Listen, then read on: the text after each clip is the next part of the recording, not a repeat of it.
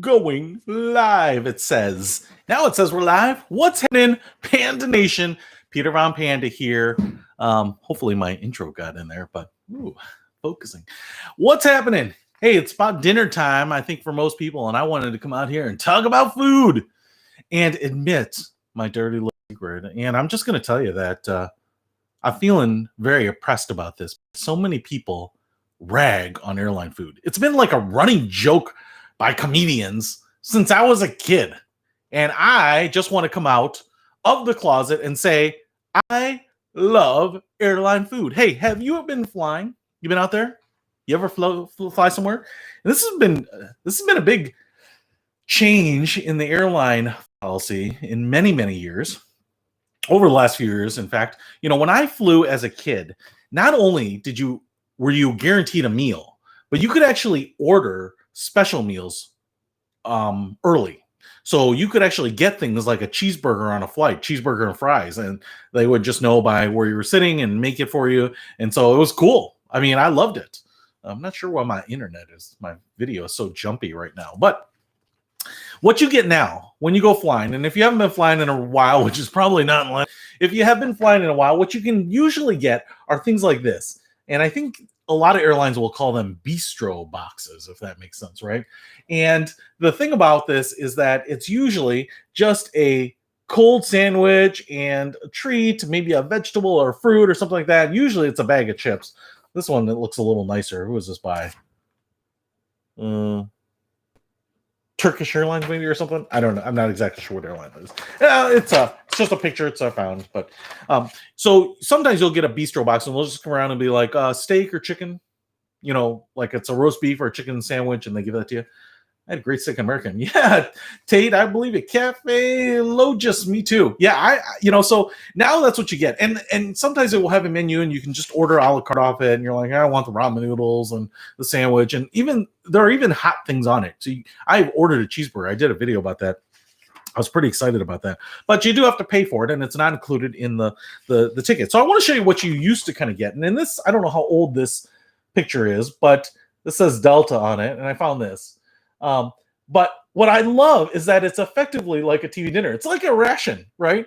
Cafe Logis says like it's a ration. It kind of reminds me a little bit like an MRE that's dressed up a little bit. And, Korean Air, the food was delicious. Yeah, Korean Air actually gets some of the best scores about food ever. Although I've seen some videos about Qatar Airlines and things like that. Their food looks really delicious as well.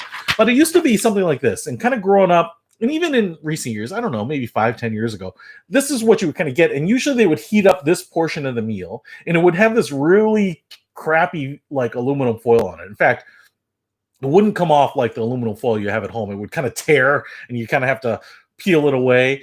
But what would end up happening is it's very much like a TV dinner. They would heat it up, and maybe you'd have like Salisbury steak and mashed potatoes and green beans. But it would all kind of taste the same because it all kind of ran together, and it was all really mushy. And maybe there was a little food, texture, consistency difference between them, but it almost always tasted like everything else in there. I mean, everything was, that's wrong picture. Everything was kind of like swimming together, and I would love them. You'd also get like this, a roll that was wrapped in its own cellophane. So it's just funny because you get this fresh dinner roll, but it's wrapped in cellophane, right? And you'd rip it open. Japan Airlines is, yeah, they're good. I flew them once. I flew Nippon too.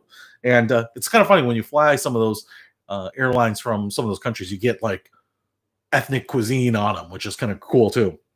So I loved it, man. It was a hot meal. I love peeling it off. Sometimes it would come with like, maybe in here, there's like a brownie or a cookie.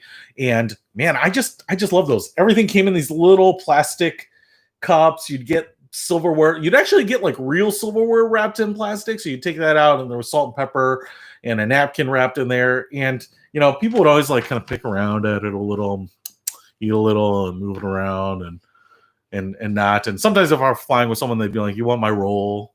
And I would open up the roll, I'd tear that sucker open, and they would come with like the individual package of butter, and I'd smear that all over. I loved them. Now, let's skip to the front of the airplane, first class. So I've been fortunate enough to fly first class a few times, and it's funny because first class meals vary a lot. They're obviously heavily invested in terms of the quality of food as well as the presentation over the economy class food, which now is non-existent. But what they definitely do is they plate it. But the funny thing about first class food is that even though first class food is usually better, it's kind of equivalent to like a home cooked meal.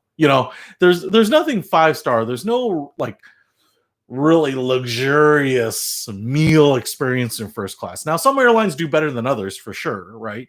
But especially if you're flying domestic first class, it's going to look a lot like this. International first class will maybe have some more courses, and you'll get free alcohol, but it's usually a salad, and the presentation's kind of there. Yeah, beer, caviar, those are all game changers. And especially if you fly international first class, because when you're flying domestic, it's usually coach or first class. But if you're flying international first class, that usually means a step up, because more business class is more like domestic first class. And so international first class is a step above business class. So it's even much nicer.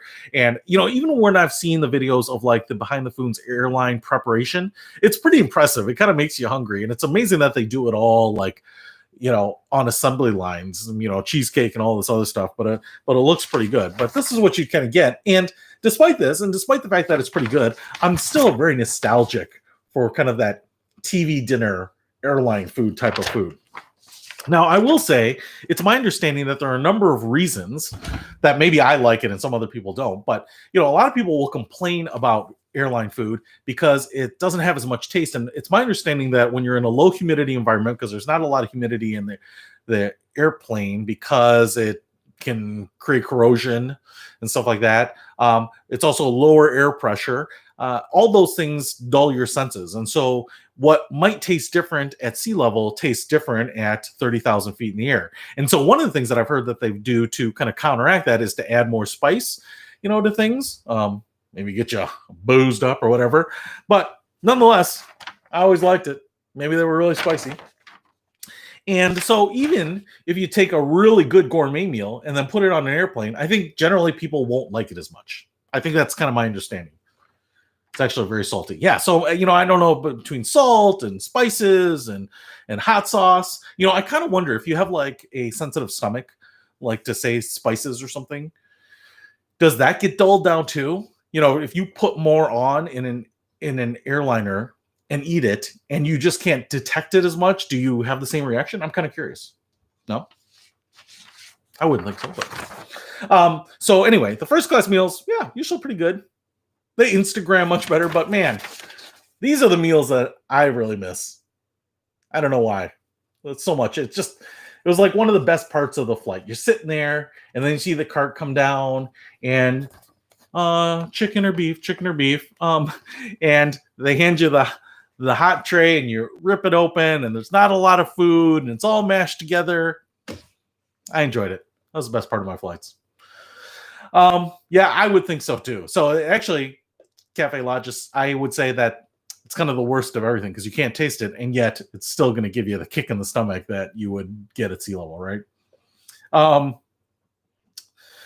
Beer often helps. Although I will tell you, and I think drinking at altitude is always a problem. Like when I would go out on a ski trip or something like that, and you get out there and you just want to hit a bar, holy smokes, dude! Altitude and alcohol get me tipsy really quick. And so I don't drink a lot on airplanes. I won't say I don't drink, but I'm always kind of worried, like, am I going to be that guy pounding on the captain's door being like, I want to watch SpongeBob or something like that. And then, they hog tie you and carry you off at the airport and you make the nightly news. I don't want to be that guy. And that's why I just take shrooms on planes. Anyway, that was my confessional for today. Thanks for joining me. Yuta, Cafe Lodges, all y'all, Tate. Hope to see you again soon. Later. Peter Von Panda, out.